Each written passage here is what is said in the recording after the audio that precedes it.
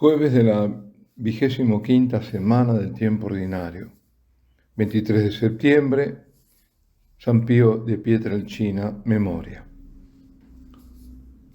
Lectura del Santo Evangelio según San Lucas.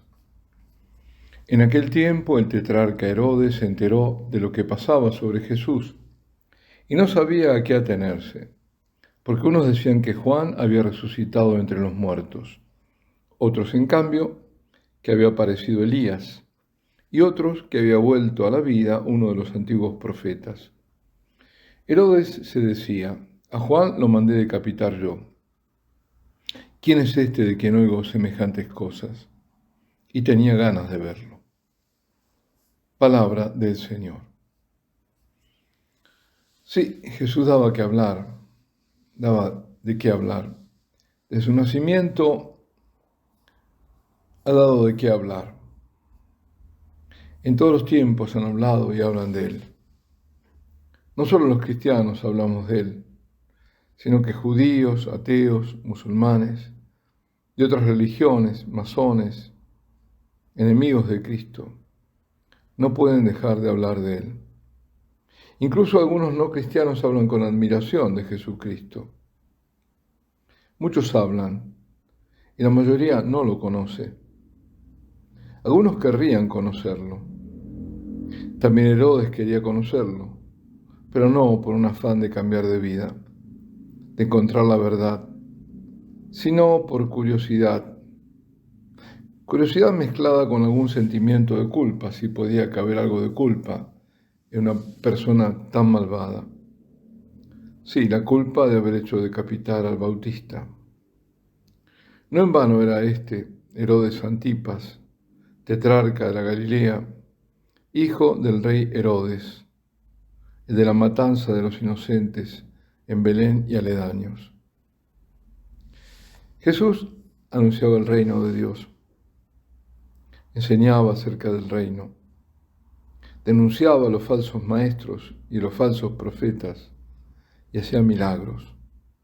Y no solo él, sino que también aquellos que había enviado con poder y autoridad para transmitir la palabra de salvación, anunciando la buena y alegre noticia del reino de Dios y para sanar enfermos y expulsar demonios. Y todo eso producía mucho alboroto entre la población. ¿Quién es este?, se decía Herodes. Como se sabía que Elías tenía que regresar, pensaban algunos que era Elías, regresado, después de haber sido llevado en el carro de fuego.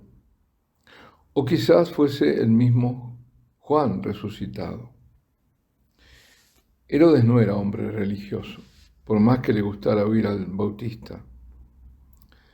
Sin embargo, lo habían matado a pedido de la joven danzarina, que seguía instrucciones de su madre, la perversa Herodíades. Magnífica familia, ¿eh? Herodes era hombre de poder, conocía el poder y no se lo dejaba escapar.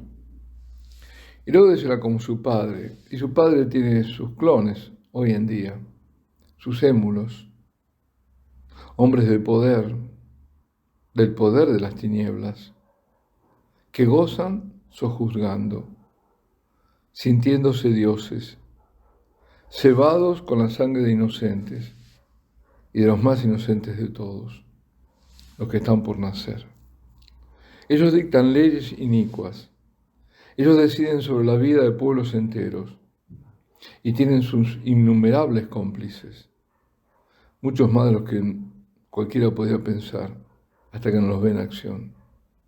Todos ellos deben haber oído de Jesús y quizás aún hoy estén intrigados en saber cómo era ese, para ellos, seductor de masas que, según decían, hacía prodigios de toda clase.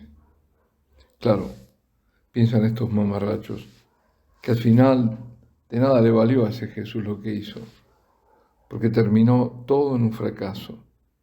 Murió en la cruz, y la cruz la llaman, por eso, la historia de un fracaso. No se pudo salvar ni llegó a reinar. Y ahora los que lo siguen o dicen seguirlo a Jesús, se ve muy bien cómo se pliegan a los que ellos, poderosos dueños del mundo, deciden. Sí, porque son ellos los que determinan dónde está el mal, dónde el peligro, qué contamina y qué no, y cuántos y quiénes deben vivir, y cómo serán los nuevos sucesores de estos hombres de hoy que, según tienen determinado, no serán hombres como ahora. Ellos son los que cuidan de la salud de la población mundial, con sus medidas y protocolos emanados de la organización mundial que ellos patrocinan, con sustancias que ellos fabrican. Son los que se han propuesto salvar la tierra de esa plaga que es la humanidad. Enseñan que los flatos expedidos por las vacas contaminan grandemente. Por eso habrá que liquidar a las vacas y sustituir la carne por lo que ellos nos darán. Guillermito Puertas Dixit. Todo lo dominan estos del linaje de Herodes. Cierto, es verdad que no todos se pliegan, porque hay algunos pocos por ahí que siguen a Cristo, pero no cuentan, no tienen poder alguno y desaparecerán. Eso piensan ellos. Y como Herodes, aunque vean a Cristo, no lo reconocerán y seguirán su camino a la perdición. Sigamos nosotros a nuestro Señor, que nos dará la fuerza y la luz necesaria para seguirlo y no ser desviados o confundidos. Hoy la Iglesia recuerda a San Pío de Pietrelcina. ¿Y qué decir de Padre Pío? Del Santo Pío de Pietrelcina, si es más popular de todos los santos en la actualidad. Bueno, se puede decir cómo comenzó todo. Su nombre de bautismo es Francesco Forgione, y nace en Pietrelcina, provincia de Benevento, el 25 de mayo de 1887. Sus padres son campesinos pobres y de fe grande. En su casa todos rezan diariamente el rosario. Cuando todavía tiene 15 años, ingresa en el convento de capuchinos en Morcone, y allí recibe el nombre de Fray Pío de Pietrelcina. A los 23 años es ordenado sacerdote. Durante 6 años, debido a su mala salud, suele permanecer en su casa familiar. Y cuando tiene 29 años, en 1906, es transferido a San Giovanni Rotondo, el convento Santa María delle Grazie. Allí pasó todo el resto de su vida, confesando, celebrando misa, ejerciendo su guía espiritual. Deja la gran heredad de la casa del alivio, del sufrimiento, casa Solievo de las ofensas. Y no solo. Cuando murió el 23 de septiembre de 1968, a los 81 años, los estigmas desaparecieron de su cuerpo. Y ante unas 100.000 personas que acudieron de todo el mundo a su funeral, comenzó el proceso de santificación, que mucho antes de que la Iglesia lo elevara a la gloria de los altares, lo citó en la devoción de los fieles de todo el mundo como uno de los santos más queridos del siglo XX. Lo sobrenatural irrumpió muy pronto, en la vida del futuro santo.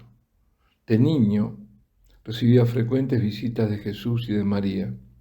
Veía demonios y veía ángeles, pero como pensaba que todo el mundo tenía esas facultades, no se lo comentaba a nadie. El Padre Pío estaba gravemente enfermo de los pulmones. Los médicos le dieron poco tiempo de vida, y por si fuera poco, a la enfermedad se sumaba las vejaciones terribles a las que lo sometía el demonio. El pobre fraile era torturado en cuerpo y espíritu. Y fue en San Giovanni Rotondo, en el Gargano, que comenzó para el Padre Pío su extraordinaria aventura de taumaturgo y de apóstol del confesionario. Muchos empezaron a acudir a su confesionario, donde pasaba de 14 a 16 horas al día. Su ministerio como confesor se nutría de la continua oración y del altar. El 20 de septiembre de 1918, recibe los estigmas de la pasión de Cristo, que permanecerán abiertos, dolorosos y sangrantes durante 50 años. El Padre Pío fue visitado por un gran número de médicos, sufriendo incomprensiones, calumnias, por las que tuvo que someterse a infames inspecciones canónicas.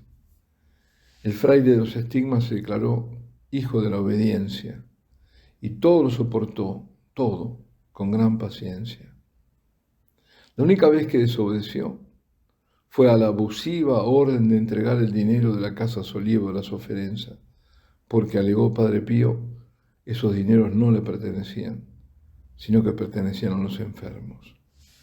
Llegó a ser suspendido a diminis y solo después de varios años, limpio de acusaciones calumniosas, pudo ser restituido en su ministerio sacerdotal. En la puerta de su pequeña celda había colgado la frase de San Bernardo: María es toda la razón de mi esperanza. Este excepcional y admirable sacerdote de Cristo fue un gran, pero un gran mariano. Fue la Santísima Virgen que en mayo de 1956 le dedicó la Casa de Solievo de la Soferenza, un gran hospital altamente calificado internacionalmente, con equipos de última generación y vínculos con los principales institutos de investigaciones del mundo. Durante la Segunda Guerra Mundial, el Padre Pío comenzó con los hoy extendidos por todo el mundo grupos suyos de oración, con más de 200.000 almas orantes.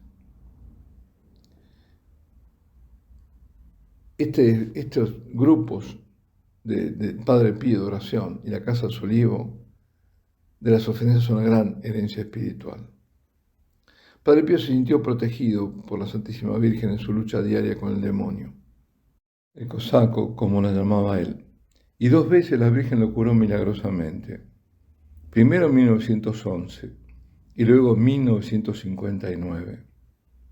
En este último caso, los médicos le habían dado por muerto, cuando, tras la llegada de la peregrina Virgen de Fátima a San Giovanni Rotondo, el 6 de agosto de 1959, el Padre Pío se curó repentinamente, para asombro y alegría de sus devotos.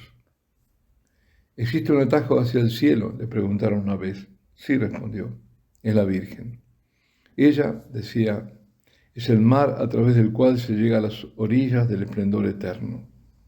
Siempre exhortaba a sus hijos espirituales a rezar el rosario y imitar a la Virgen en sus virtudes cotidianas, como la humildad, la paciencia, el silencio, la pureza y la caridad. Ojalá tuviera una voz tan fuerte, dijo, para invitar a los pecadores de todo el mundo a amar a la Virgen. Y siempre llevaba en su mano el rosario. Lo recitaba incesantemente, en su totalidad, sobre todo por la noche. Esta oración, decía el Padre Pío, es nuestra fe, el soporte de nuestra esperanza, la explosión de nuestra caridad. Su testamento espiritual al final de su vida fue: ama a la Virgen y haz que se la ame. Reza siempre el rosario. También dijo: haré más ruido de muerto que de vivo. En todas partes del mundo encontramos una gran devoción por el Padre Pío. ¿Y por qué tanta devoción por este San Francisco del sur de Italia? Otro capuchino, el Padre Raniero Cantalamessa, lo explica así: si el mundo entero corre detrás del Padre Pío, como antes corrió detrás de Francisco de Asís, es porque tiene la vaga intuición de que no es la tecnología con todos sus recursos, ni la ciencia con todas sus promesas lo que nos salvará, sino solo la santidad, que es lo mismo que decir el amor. Cientos, si no miles, son los libros escritos sobre este santo.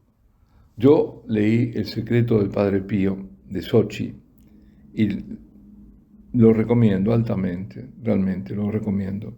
Y una última cosa, el Padre Pío también está vinculado a las apariciones de Garabandal, por aquella famosa carta que escribió y porque él, y además en muchos testimonios, creía en las apariciones, sabía, más que creía, sabía porque la misma Virgen se lo había dicho, que ella aparecía en San Sebastián de Garabandal. Alabado sea Jesucristo. Ave María Purísima, Santo Padre Pío, ora por nosotros.